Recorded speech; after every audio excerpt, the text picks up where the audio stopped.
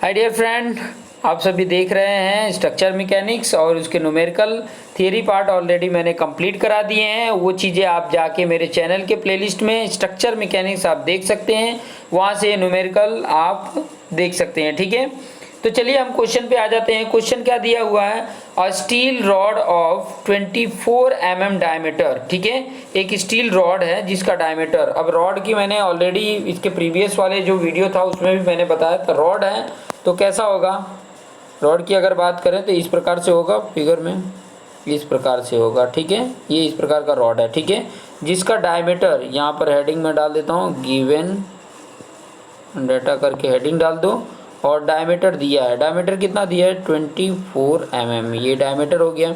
और इसका लेंथ, ये इसका लेंथ है। हाँ ठीक है, ये लेंथ होगा और ये उसका डायमीटर होता है, ये उसका डायमीटर होता है। तो डायमीटर हो गया एल कितना दिया है, 2 मीटर दिया ना, तो इसको भी mm में कर लेंगे तो कितना हो जाएगा, 2000 mm हो जाएगा। फिर क्या बोला है, length is subjected to an axial pull of 40 kilonewton. तो इसमें पुल बोला है, पुल का मतलब खींचना, तो इस तरीके का पी लगा होगा, और पी की वैल्यू कितनी है, 40 किलो न्यूटन है, तो इसको भी न्यूटन में बना लेंगे। तो 40 किलो का 10⁻³ होता है न्यूटन, 10⁻³ मतलब 1000। और फिर उसके बाद से और क्या दिया है, यहाँ पे अगर देखेंगे इलोंगेशन दिया है। इलोंगेशन का मतलब होता है डेल एल की वैल्यू, मतलब इतना बढ़ गया है, इतना लोड लगने के कारण, एक्सियल लोड लगने के कारण, वो भी टेंसाइल लग रहा है, तो इतना 0.5 mm ये क्या हो गया, बढ़ गया, इंक्रीज कर गया है। Find the stress induced and Young's modulus. Stress का मतलब ये सिग्मा कैलकुलेट करना है और ये यंग्स मॉडुलस ये कैलकुलेट करना है। ठीक है, देखो सिग्मा और ई फाइंड आउट करना है, capital E Young's modulus calculate करके बताना है। तो यहाँ पे अगर आपको मैं बता दूँ, जो सिग्मा बोला है तो सिग्मा का फॉर्मूला क्या होता है, यहाँ पर अगर मैं बोलूँ सिग्मा का फॉर्मूला क्या होता है, तो सिग्मा इक्वल टू क्या होता है, P/A। ये ऑलरेडी मैंने बता चुका हूँ। तो ए तो नहीं दिया है लेकिन डायमीटर दिया है, ऑलरेडी मैं बता चुका हूँ कि एरिया किसकी फाइंड आउट, ये जिस एरिया पे ये लोड लगता है ना, जिस क्रॉस सेक्शन पे लोड लगता है, ये एरिया की, ये इस एरिया की बात कर रहे हैं। तो ये एरिया क्या है, सर्कुलर होगा तो πr² होगा, लेकिन डी दिया है तो π/4 d² से निकाल देंगे।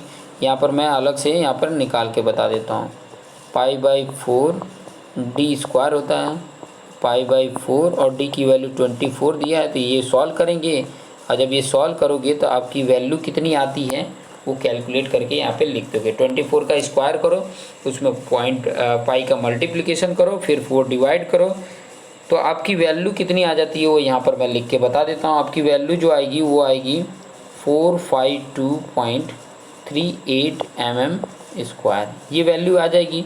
जब ये वैल्यू आ जाती है तो यहाँ पे पुट कर देंगे। देखिए पी की वैल्यू कितना दिया था, 40 किलो न्यूटन मतलब 10⁻3, और ए की वैल्यू कितने आई, 452.38। जब डिवाइड करेंगे तो आपकी वैल्यू कितनी आ जाएगी, इसको डिवाइड कर लीजिए 40 और 10⁻3 का मतलब हुआ कि 1000, मतलब 40,000 ऐसे करके लिख सकते हो। देखो ऐसे करके लिख के भी डिवाइड कर सकते हो। अगर आपको समझ में नहीं आ रहा है कि पावर वाले को कैसे डिवाइड करेंगे तो इस तरीके से कर सकते हो।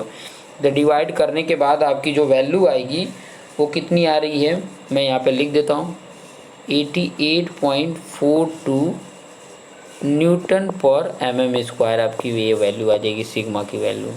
ठीक है, यहाँ पर सिग्मा की वैल्यू आ गई। तो मैं सिग्मा की वैल्यू यहाँ पर आपको बता देता हूँ कि ये सिग्मा की वैल्यू आई है। ठीक है, ये आपका सिग्मा की वैल्यू आ गई। ठीक है, उसके बाद क्या चाहिए था आपको, उसके बाद अगर मैं बोलूँ तो उसके बाद चाहिए था हमें, वो था यंग्स मॉडुलस। यंग्स मॉडुलस मतलब ई।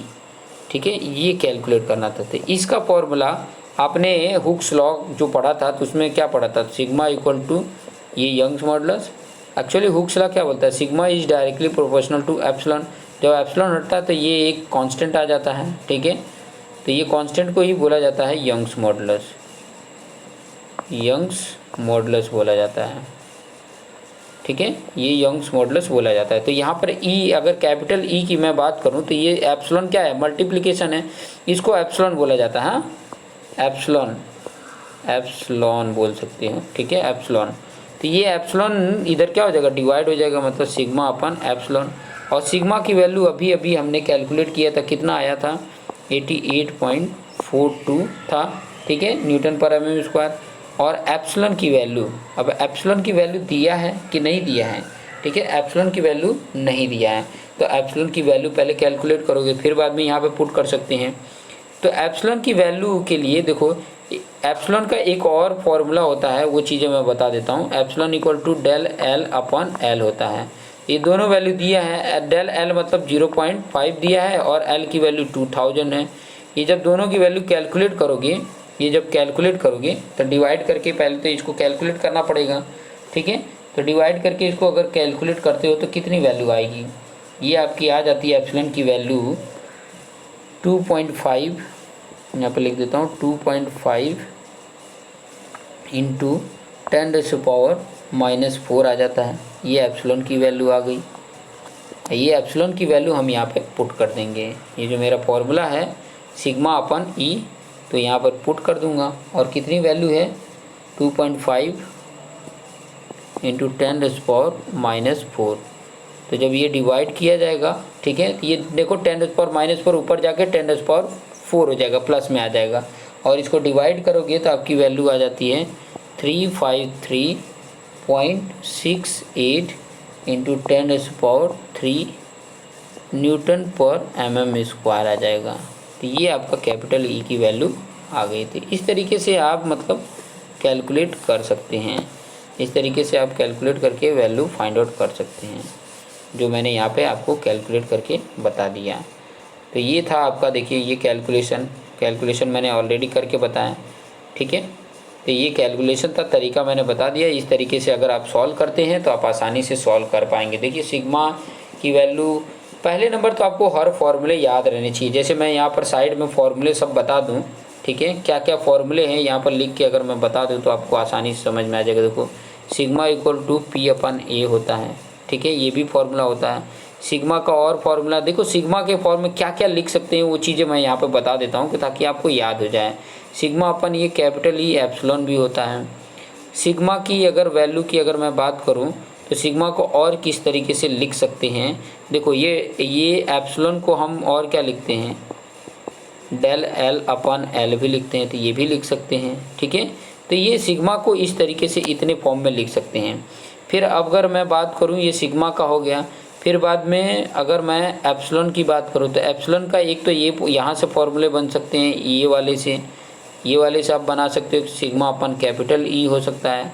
एक epsilon equal to del L upon L होता है, ठीक है। तो कई सारे आप फॉर्मूले इस तरीके से बना सकते हैं, ठीक है। तो ये हो गया। फिर उसके बाद से अगर डेल एल की अगर मैं बात करूँ तो ये भी होता है पी एल अपन ए ई होता है, फॉर्मूला यहाँ से निकाल सकते हो, ठीक है।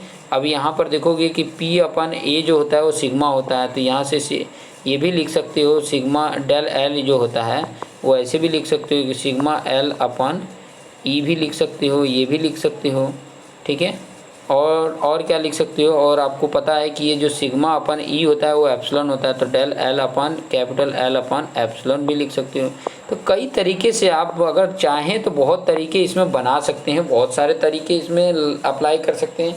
क्या फाइंड आउट करना है उसके बेस पे आप तोड़ मड़ोड़ के कैसे भी फॉर्मूले बना सकते हैं। तो इस तरीके से देखो मैंने यहाँ पर कैलकुलेट करके आपको सारे ये टेक्निक बता दिए हैं। ये टेक्निक का यूज करेंगे तो आसानी से आपको सारे टाइप के न्यूमेरिकल आपको सॉल्व होकर आ जाएंगे। तो देखते रहिए और अपने आप को बेस्ट बनाते रहिए। Thank you for watching this video.